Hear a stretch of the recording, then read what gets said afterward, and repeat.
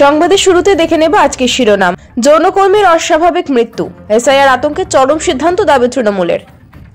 আরজিকরে সন্দীপের বিরুদ্ধে দুর্নীতির অভিযোগ তোলা সেই আক্তারকে সাসপেন্ড করল সরকার, অভিযোগ দুর্নীতিরই। এবার কি জেল মুক্তি পার্থ চট্টোপাধ্যায়ের? এসএসসি মামলায় শেষের পথে বিশেষ সাক্ষীদের বয়ান গ্রহণ। এসএসকেবির মহিলাদের ওয়ার্ডে ঢুকে ঝামেলা, নার্সদের গালিগালাজ, গ্রেপ্তার বহিরাগত যুবক। অবিলম্বে বাংলায় 100 দিনের কাজ শুরু করতে হবে, কেন্দ্রকে নির্দেশ হাইকোর্টের। বিস্তারিত খবরে যাওয়ার আগে ভিডিওটিতে একটি লাইক দিন এবং পরবর্তী আপডেট পাওয়ার জন্য চ্যানেলটিকে সাবস্ক্রাইব করে রাখুন। এখন বিস্তারিত খবর। যৌনকর্মীর অস্বাভাবিক মৃত্যু নিয়ে রাজনৈতিক তরজা। এসআইআর আতঙ্কে বিতি দাস নিজেকে শেষ করে দিয়েছেন বলে দাবি তৃণমূলের। শাসক শিবিরের অভিযোগ খারিজ করে বিজেপির কটাক্ষ। রাজনৈতিক প্রয়োজনে এখন সমস্ত মৃত্যুর নেপথ্যে এসআইআর এর ছায়া দেখছে তৃণমূল। পুলিশ জানিয়েছে সরাফুলি স্টেশন লাগোয়া গড়বাগান এলাকায় থাকতেন 49 বছর বয়সী বিতি। শুক্রবার সকালে নিজের ঘর থেকে তার দেহ উদ্ধার হয়। অনেকক্ষণ তার ঘর থেকে কোনো শব্দ না পাওয়ায় স্থানীয়দের সন্দেহ হয়, তারাই পুলিশকে খবর দেন। পুলিশ এসে দরজা ভেঙে দেহ উদ্ধার করে। ঠিক কি কারণে তার মৃত্যু হলো তা খতিয়ে দেখছেন তদন্তকারী। ময়না তদন্তের জন্য দেহটা শ্রীরামপুর হাসপাতালে পাঠানো হয়েছে। স্থানীয়দের থেকে পুলিশ জানতে পেরেছে মাসখানেক ধরে এক ব্যক্তি ও তার ছেলে বিতির সঙ্গে এই বাড়িতেই থাকতেন। বৃহস্পতিবার রাতে দুজনের মধ্যে কয়েকটি বিষয় নিয়ে বচসা হয়। পরে ছেলেকে নিয়ে ওই ব্যক্তিকে বিতির বাড়ি থেকে বেরিয়ে যেতেও দেখেছিলেন এলাকার কেউ কেউ। ওই ব্যক্তির সন্ধান শুরু করেছেন তদন্তকারীরা।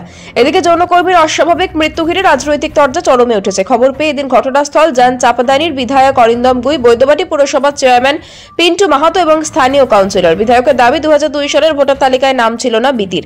তালিকা থেকে নাম বাদ যাওয়ায় তিনি আতঙ্কে ও মানসিক অবসাদে ভুগছিলেন। তার জেরেই নিজেকে শেষ করে দিয়েছেন। তৃণমূলের দাবি খারিজ করে দিয়েছে বিজেপি। দলের নেতা হরি মিশ্র বলেন, চাপদানি বিধায়ক সব জানতা হয়ে গিয়েছেন, ভিতরের খবর পেয়ে যাচ্ছেন। বাস্তবে স্বামী স্ত্রীর অশান্তির জেরেই এই ঘটনা।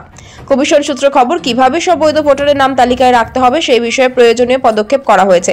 রাজ্য সরকারের কাছেও এই নিয়ে প্রয়োজনীয় নির্দেশিকা পাঠানো হয়েছে। আরজিকরের কলেজ এবং হাসপাতালের প্রাক্তন অধ্যক্ষ সন্দীপ ঘোষের বিরুদ্ধে তিনি প্রথম দুর্নীতির অভিযোগ তুলেছিলেন। সেই আক্তার আলী কি দুর্নীতিতে জড়িত? শুক্রবার স্বাস্থ্য দপ্তর সিবিআই তদন্তের কথা উল্লেখ করে আক্তারকে সাসপেন্ড করলো। কেন আক্তার আলীকে সাসপেন্ড করা হচ্ছে তার ব্যাখ্যা দিয়ে বিজ্ঞপ্তি জারি করেছে স্বাস্থ্য দপ্তর। জানানো হয়েছে, কলকাতা হাইকোর্টের নির্দেশে আরজিকরের আর্থিক দুর্নীতির তদন্ত করছে সিবিআই। সেই তদন্তে পরবর্তী সময়ে আক্তার ভূমিকা উঠে এসেছে। আরজিকরের তৎকালীন সহকারী সুপার হিসেবে হাসপাতালের প্রয়োজনীয় সরঞ্জাম কেনাবেচা তদারকি করতেন। পরে ডেপুটি সুপার হিসেবে এই সব ব্যাপারে নিজের প্রভাবে খাটাতেন। স্বাস্থ্য দপ্তর আরো জানিয়েছে, হাসপাতালের বিভিন্ন সরঞ্জাম কেনাবেচার ক্ষেত্রে সংশ্লিষ্ট এক সংস্থাকে সুযোগ পাইয়ে দেওয়ার বিনিময়ে লক্ষাধিক টাকা দাবি করেন আক্তার। শুধু তাই নয়, 2020 থেকে 22 সালের মধ্যে আক্তারের অ্যাকাউন্টে 2,49,000 টাকা ঢুকেছে।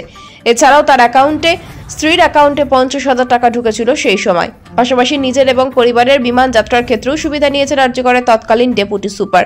এই সব বিষয় খতিয়ে দেখার পরে তাকে সাসপেন্ড করার সিদ্ধান্ত নেওয়া হয়েছে বলে জানায় স্বাস্থ্য দপ্তর। যদিও এ ব্যাপারে আক্তারের সঙ্গে ফোনে যোগাযোগ করা হলে তিনি বলেন, আমাকে যে অভিযোগে সাসপেন্ড করা হলো সেই সংক্রান্ত সিবিআই বা আদালতের কোনো নথি আমি পাইনি। আরজিকর মেডিকেল কলেজ এবং হাসপাতালের তৎকালীন অধ্যক্ষ সন্দীপের বিরুদ্ধে আর্থিক অনিয়মের অভিযোগ তুলে রাজ্য ভিজিলেন্স কমিশনকে লিখিত অভিযোগ জানিয়েছিলেন ওই হাসপাতালেরই তৎকালীন ডেপুটি সুপার আক্তার। 2023 সালে সেই অভিযোগ করা হয়েছিল। পরে আরজিকর থেকে তাকে বদলি করে পাঠানো হয় মুর্শিদাবাদ মেডিকেল কলেজ ও হাসপাতালে। সেখানে ডেপুটি সুপার পদে কিছুদিন কাজ করেন আক্তার।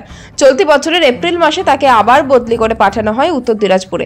সেখানকার কালিয়াগঞ্জ হাসপাতালে ডেপুটি সুপার পদে দায়িত্ব সামলাচ্ছিলেন। শোনা গিয়েছিল সম্প্রতি তিনি নাকি সেই পদ থেকে ইস্তফা দেওয়ার কথা জানিয়ে স্বাস্থ্য দপ্তরকে চিঠি দেন। তবে এবার সেই আক্তারকেই সাসপেন্ড করলো স্বাস্থ্য দপ্তর। এসএসসি নিয়োগ দুর্নীতি মামলায় শুক্রবার শেষ বিশেষ সাক্ষীর বয়ান গ্রহণ হলো আলিপুর আদালতে। সেই বয়ান গ্রহণ শেষ হয়নি। প্রশ্ন উঠছে, এবার কি জামিন পাবেন নিয়োগ দুর্নীতিতে অভিযুক্ত পার্থ চট্টোপাধ্যায়? আইনজীবী সঞ্জয় দাশগুপ্ত জানান, সুপ্রিম কোর্ট শর্ত দিয়েছিল বিশেষ সাক্ষীদের সাক্ষ্য গ্রহণ সম্পন্ন হলে অভিযুক্ত পার্থ বন্ড পেতে পারেন। শিক্ষা দপ্তরের প্রাক্তন সচিব সুবীরেশ ভট্টাচার্য এবং শান্তিপ্রসাদ সিনহা। শুক্রবার যে সাক্ষী বয়ান দিলেন তার সাক্ষ্য গ্রহণ শেষ হয়নি। সোমবার আবার বয়ান গ্রহণ করা হবে। তা সম্পন্ন হলে জেল মুক্তি ঘটতে পারে পার্থদের। আদালত সূত্র খবর, শুক্রবার সাক্ষী জানান কোন প্রক্রিয়ায় এসএসসি শিক্ষক গ্রুপ ডি, গ্রুপ সি কর্মী নিয়োগ করে। ওই সাক্ষী আরো জানান, একবার ফল প্রকাশের আগে তিনি এসএসসির কর্মী পর্ণা বসু এবং আরো কয়েকজনের সাথে ঘরে বসে কথা বলছিলেন। সেই সময় সুবীরেশ পর্ণাকে ডাকেন, একটি তালিকা দিয়ে কিছু রদবদলের কথা জানান। সাক্ষী আরো জানান, ছোটু নামে একজন অভিযুক্ত সমরজিৎ আচার্যকে তালিকা পাঠাতেন। এই ছোট মিডলম্যান প্রসন্ন রায়ের সহযোগী সমরজিৎ সেই তালিকা সাক্ষীকে পাঠাতেন বলে আদালত জানিয়েছেন তিনি। নিয়োগ মামলায় 2022 সালে পার্থকে গ্রেপ্তার করা হয়েছিল। অভিযোগ, প্রার্থীদের কাছ থেকে টাকা নিয়ে চাকরি দেওয়া হয়েছে। কোটি কোটি টাকায় বিক্রি করা হয়েছে সরকারি চাকরি। একাধিকবার তার জামিনের আবেদন খারিজ হয়ে গিয়েছে। এখন বিচার প্রক্রিয়া চলছে। গত 18 আগস্ট প্রার্থীর জামিন মামলার শুনানিতে সুপ্রিম কোর্ট জানিয়েছিল জামিনের বন্ড করার আগে নিম্ন আদালতকে চার্জ গঠন করতে হবে। 4 সপ্তাহের মধ্যে চার্জ গঠন করবে নিম্ন আদালত। তারপরে 2 মাসের মধ্যে গুরুত্বপূর্ণ সাক্ষীদের জবানবন্দি নথিবদ্ধ করতে হবে। তারপরেই পার্থকে জামিন দিতে পারবে নিম্ন আদালত। কলকাতার এসএসকেএম হাসপাতালে ফের নিরাপত্তা ব্যবস্থা ঘিরে প্রশ্ন উঠল। বৃহস্পতিবার হাসপাতালে মহিলাদের ওয়ার্ডে ঢুকে পড়লেন এক বহিরাগত যুবক। অভিযোগ, ওই যুবক নার্সদের সঙ্গে গালিগালাজ দুর্ব্যবহারও করেন। ফলে পুলিশ এসে তাকে গ্রেপ্তার করে। ঘটনায় আতঙ্ক ছড়ায় হাসপাতাল চত্বরে। সূত্রের খবর, ওই যুবকের নাম অম্বর রায়চৌধুরী। তার এক আত্মীয় এসএসকেএম এ ভর্তি ছিলেন। বৃহস্পতিবার তিনি সেই আত্মীয়র সঙ্গে দেখা করতে আসেন হাসপাতালে, কিন্তু নির্ধারিত সময় পেরিয়ে যাওয়ায় তাকে দেখা করতে দেওয়া হয়নি। অভিযোগ, তখনই নিরাপত্তা রক্ষীদের চোখ এড়িয়ে তিনি মহিলাদের ওয়ার্ডে ঢুকে পড়েন। কর্তব্যরত নার্সরা তাকে প্রশ্ন করতেই শুরু হয় তর্কাতর্কি। অভিযোগ, ওই যুবক প্রথমে নিজেকে হাসপাতালের কর্মী বলে পরিচয় দেন, পরে নার্সদের সঙ্গে বচসা ও দুর্ব্যবহারে জড়িয়ে পড়েন। চাঞ্চল্য ছড়িয়ে পড়তেই হাসপাতালের পুলিশ আউটপোস্টে খবর দেওয়া হয়। কিছুক্ষণের মধ্যেই ভবানীপুর থানার পুলিশ এসে তাকে আটক করে। পরে জানা যায় অম্বর কলকাতা পুরসভার কর্মী এবং তার কাছে একটি পুরসভার পরিচয়পত্র পাওয়া গিয়েছে। অভিযোগপত্রে বলা হয়েছে, রোগী অনিমা রায়চৌধুরীর আত্মীয় পরিচয় দিয়ে অম্বর হাসপাতালের মহিলাদের ওয়ার্ডে ঢোকার চেষ্টা করছিলেন। নার্সরা আটকালে তিনি চড়াও হন এবং হুমকি দেন বলে দাবি। কয়েকদিন আগে এই একই হাসপাতালে বহির্বিভাগে চিকিৎসার জন্য আসা এক কিশোরীকে ধর্ষণ ও যৌন হেনস্থার অভিযোগ ঘিরে উত্তেজনা তৈরি হয়েছিল। চিকিৎসকের পোশাক পরে এক ব্যক্তি ট্রমা কেয়ারের পিছনে শৌচালয়ে ওই কিশোরীকে নিয়ে গিয়ে হেনস্থা করে বলে অভিযোগ। তার চিৎকার লোকজন জড়ো হলে ধরা পড়ে অভিযুক্ত। সেই ঘটনার রেশ কাটতে না কাটতেই ফের ঘটল নতুন বিপত্তি। ফলে এসএসকেএম হাসপাতালের নিরাপত্তা নিয়ে প্রশ্ন উঠছে, এত নিরাপত্তা রক্ষী থাকা সত্ত্বেও কিভাবে বারবার এমন ঘটনা ঘটছে। সুপ্রিম কোর্টের পর এবার হাইকোর্ট। 100 দিনের কাজ নিয়ে ফের ধাক্কা খেল মোদী সরকার। বাংলায় 100 দিনের প্রকল্প অবিলম্বে শুরু করতে হবে। শুক্রবার কেন্দ্রকে এমনই নির্দেশ দিল হাইকোর্টের ভারপ্রাপ্ত প্রধান বিচারপতি সুজয় পালের ডিভিশন বেঞ্চ। পাশাপাশি বকেয়া টাকা নিয়ে হলফনামা আদান প্রদানের জন্য 1 মাস সময় বেঁধে দিয়েছে আদালত। এই প্রথম বকেয়া অর্থ নিয়ে নির্দেশ দেওয়া হলো কেন্দ্রকে। চলতি বছরের 1 আগস্ট থেকে 100 দিনের কাজ চালু করার জন্য কেন্দ্রকে নির্দেশ দিয়েছিল কলকাতা হাইকোর্ট। 18 জুনের সেই রায়কে চ্যালেঞ্জ করে সুপ্রিম কোর্টে যায় কেন্দ্র। সম্প্রতি সেই মামলা খারিজ করে সর্বোচ্চ আদালত। তারপর আবার মামলাটি এসেছে হাইকোর্টে।